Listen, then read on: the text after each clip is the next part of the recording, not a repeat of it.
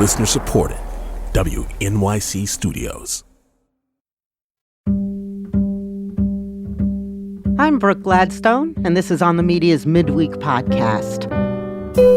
Todd Gitlin, writer, media analyst, sociologist, and lifelong activist, died on February 5th. In his youth, he helped organize the first national demonstration against the Vietnam War, held in Washington in 1965. He organized rallies against South African apartheid and for civil rights in America. Later, as an educator and author and media critic of the right and the left, he worked as an observer and shaper of thoughts about our media narratives until the end of his life. Gitlin was also a mentor to many and a huge influence on many more, especially those who came to the nascent field of media criticism after him. Among them, New York University journalism professor and media critic Jay Rosen, writer of the oft-quoted pressthink blog and a regular here on our show. I met him in the early 90s in and around Tikkun magazine, which was a Jewish magazine of the left, then headquartered in New York. And then he began to help me establish myself as a media critic and started inviting me to things and sort of giving me things to do well before I had earned them, maybe on some sort of hunch that I could develop into something someday. And that's how I knew him. There are an abundance of media critics in the world. I asked Jay what he thought made Gitlin unique. Several things. First of all, he started out as an activist, not as a media observer or critic. And he was president of Students for a Democratic Society, the most important organization of the New Left in the early 60s. He had a lot of experience in activism and organizing people. In fact, he kept that up throughout his life. I don't think anyone would even try to count the number of open letters that he circulated and got people to add their names to. Mm-hmm. So he was an activist throughout his entire life. And he was very self-consciously and openly excuse the expression, man of the left. He never stopped being of the left. And yet he developed critiques of the media that many people could benefit from. Mm-hmm. And there were hundreds, maybe even thousands of journalists who learned the benefits of giving Todd a call when they were doing stories about the media. You might be one of them. Yes. All of those things combined, I think, to make him a unique voice. He was a man of the left, as you say. In his very influential book from 1987 called The 60s, Years of Hope, Days of Rage, he wrote that, quote, he and other student organizers were living in a bubble, talking to ourselves like Narcissus admiring himself in a TV screen. Do you think that self-consciousness influenced his perspective on activism and his perspective on the media? Well, I think what influenced both was the fact that the left did not triumph. You know, his hopes for the new left did not come true. Not that he thought his activism was wasted or pointless, but I think he was always trying to answer the question, why aren't we getting through? Why aren't we making the kind of change we want to see? And he never stopped asking those questions, even as the answers became more complicated. And that was one reason he had such tension with others on the left, is he was constantly warning his fellow liberals or left-wingers that they could be self-defeating. And that was a major theme of his work as well. He saw the political landscape and the media change dramatically in his lifetime. Long after his time as a, quote, freelance agitator, as he called it, he became more critical of the party he'd embraced, as you suggest. Why do you think? It has something to do with falling into the same rhetorical traps, you know, both progressives and conservatives? Mm-hmm. Or maybe not. Just why do you think? Well, I think one of the things that was really unusual about Todd was He never stopped being a man on the left, but he was critical of his own people, as it were. But he never gravitated to the right either, nor did he take comfort in just being more radical than thou. So, in a lot of ways, he was a pragmatic critic of American society, and he never lost that, even though he had to live through what, for him, incredibly disappointing events, enraging events. And that's one reason that he had such an influence on me, is that he had a temperament and a kind of balance to his views that was really inspiring, because he always had a view from somewhere. And you wrote The View from Nowhere. In other words, he Yeah, didn't pretend to be one of those passionless priests of journalism on the Hill. right. Nor did he pretend to be a social scientist who just dealt with the data and tried to divine social patterns from the evidence of their quantitative studies, which was a point of view in sociology that he critiqued as well. So he was a political intellectual, a public intellectual, who never overly politicized his subject, but also never pretended not to have politics at the forefront of his views. And that's what makes his pragmatism so interesting, right? He once wrote, "The only people available to change the world are the people now living in it, with all the beliefs they Mm-hmm. bring along, however retrograde those beliefs may appear to those of us who see ourselves as enlightened." Yeah. And he said to recognize diversity more than diversity is needed. The commons is needed. To affirm the rights of minorities, majorities must be formed. Hmm. And this was the point of view that he brought to the left, as in his mind it began to splinter into identity politics, which is a contestable term, of course. What did he mean by that? I'm not sure I understand it. It means that you can't just be a collection of minorities and form a powerful force. Mm-hmm. You can't have a movement that is all about recognizing the rights of the groups within that movement. You need a common world, you need a common set of demands. That's the pragmatism, right? Yeah. Also, Todd was very aware of something about American history, which is that it's the big institutions that ultimately have to make the changes. Stereotypically, Congress has to pass the Civil Rights Act, but it never happens because of Congress. It happens because of movements, social movements that force those actions. And he never escaped into valorizing one or the other. I think he held both in a sort of tension in his mind. And that's another reason for his pragmatism, is he believed in the power of institutions. He also thought a lot of them were corrupt. He believed in the power of movements, but he also knew that movements could go awry. And this is one of the reasons he influenced me, is that I wanted to avoid some of the excesses that he took on his shoulders to critique. Mm-hmm. This is one of the reasons why I wanted to call you. We find you a wonderfully bracing critic, partly because you have suggestions for how to fix things. Not that anyone is inevitably going to pay attention, but they're really good suggestions. And you posted a thread about Gitlin's ideas, the ones that particularly influenced you. And we've had you on the show talking about some of those very ideas, and I think they offer a great summary of some of his best insights about the media.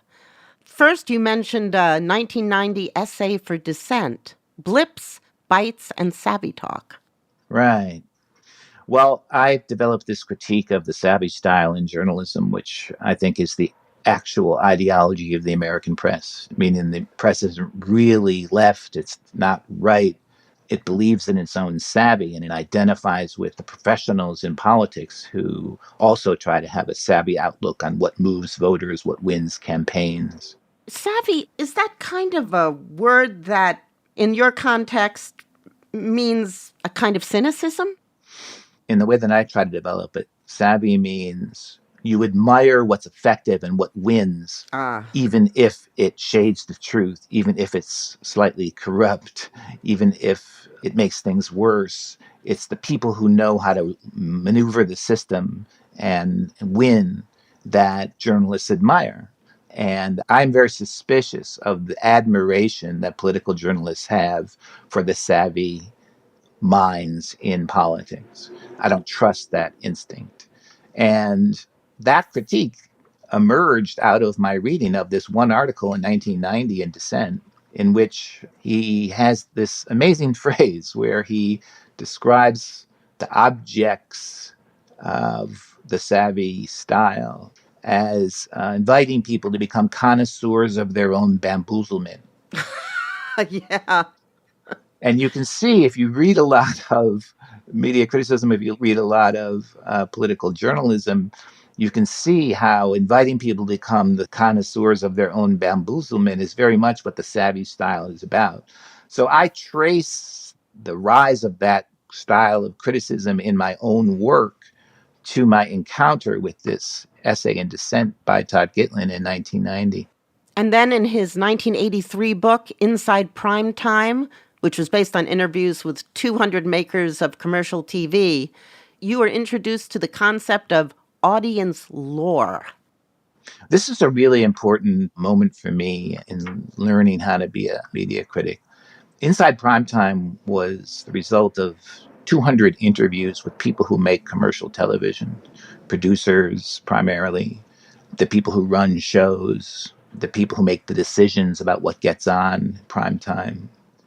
And as he talked to them, they would, of course, base their decision making on what they thought the audience would go for or want to see. But the more he talked to them, the more he realized that very often they were commanding a kind of story about the audience, what he called audience lore, which wasn't necessarily grounded in data. Rather, it was a sign of status when you could be the one to interpret the audience, be the one within the company who knew what the audience wanted. And it was as much a mark of rank within the corporation as it was of any certain knowledge about the audience and its tendencies. And I still use this insight all the time, every day on Twitter, when, for example, people explain to me that this is happening to CNN because of ratings. You know, I even have a pet name for it, ratings, you idiot, which is something that is said to me like 25 times a day, as if I never heard of ratings or knew nothing about it. And of course, everybody knows ratings are important and that they're kind of a religion and that they arrive in people's desks every day and everybody knows what they say. But even when the ratings are like hard numbers that nobody can ignore, the interpretation of those ratings still requires human beings. And very often that is done by people who have the most status or the most power in the organization, not necessarily because they know the most about the audience. I drew from Inside Primetime a much more subtle understanding of decision making in commercial environments. And that book remains one of my favorites that he wrote. You also said that he had an effect on your language as a writer. Yeah. The effect that Todd had was similar to the effect that Neil Postman had. I did my dissertation with Neil Postman and studied with him for many years at NYU. And he was like a god to me, as he was to many other people. But both Neil and Todd had this ability to write in a very learned way without devolving into jargon. They were learned writers, but not academic writers.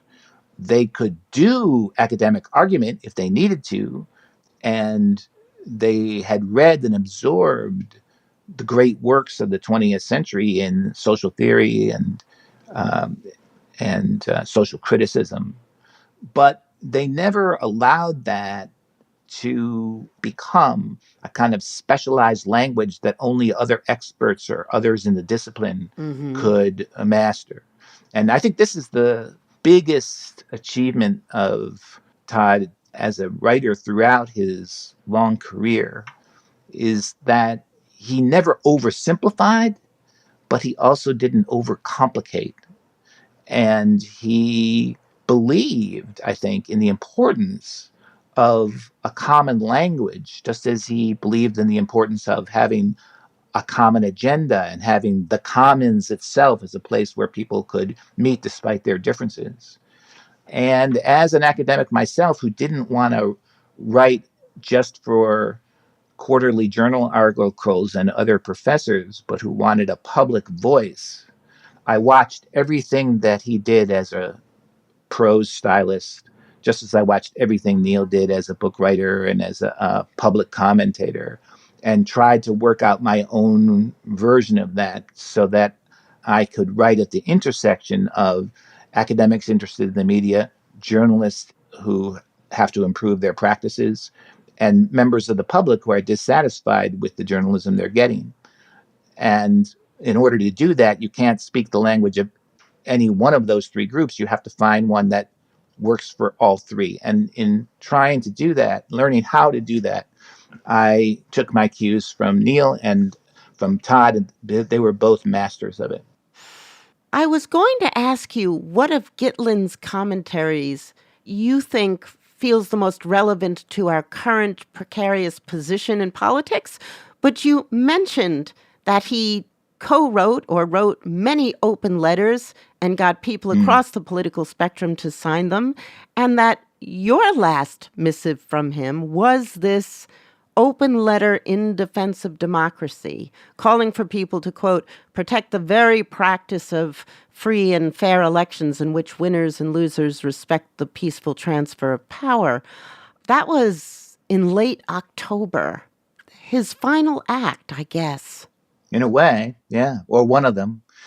But in that note, you'll notice that he's collaborating there with William Crystal, a neoconservative that Todd would have been very much in disagreement with for many years in American politics. Not only that, John McWhorter, the Columbia University professor of linguistics, has run up against many progressives, and Charlie Sykes, another sort of anti-Trump Republican, who seems to sign on to all of these things, but also Sean Wilentz and Michael Tomasky, Katha Pollitt, Dahlia Lithwick. Really a very impressive list, and mostly from the left, but definitely not entirely. It was also published in William Crystal's The Bulwark, which is definitely not a progressive publication.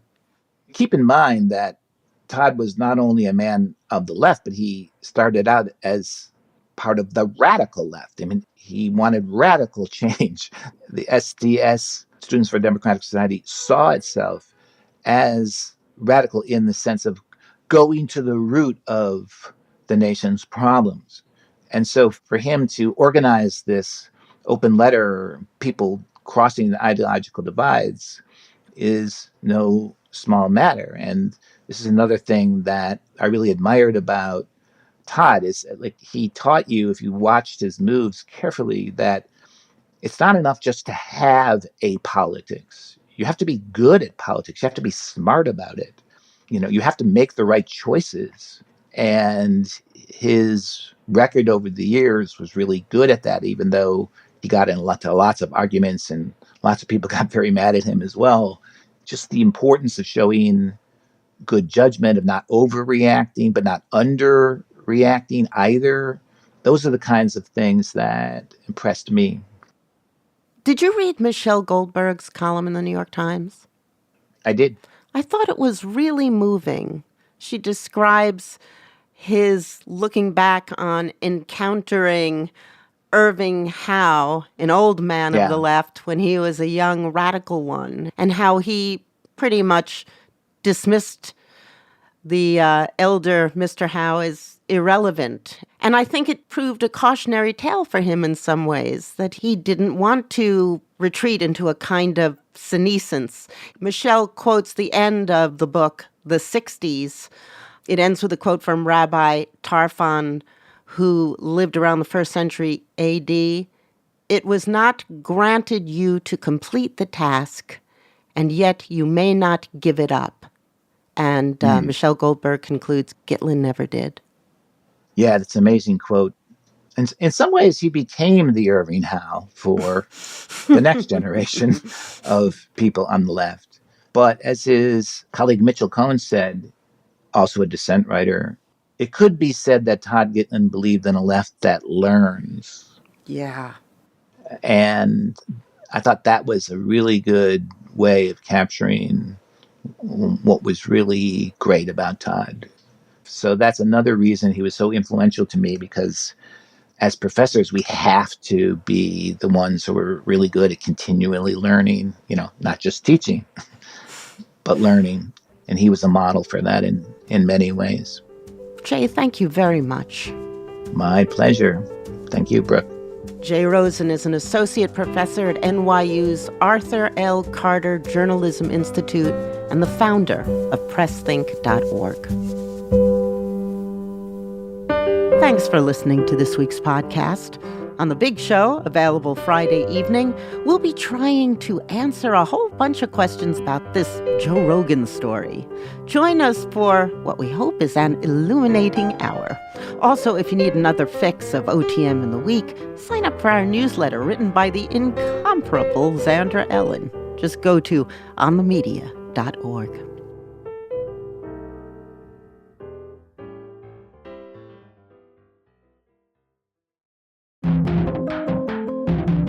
This week on the New Yorker Radio Hour, I'll talk with our correspondents about the brutal invasion of Ukraine that's unfolding before our eyes. Joshua Yaffa has reported on the Ukrainian resistance as Russian forces attack Kyiv, and Masha Gessen in Moscow is writing about Putin's war from the perspective of Russians at home. That's the New Yorker Radio Hour from WNYC Studios. Listen wherever you get your podcasts.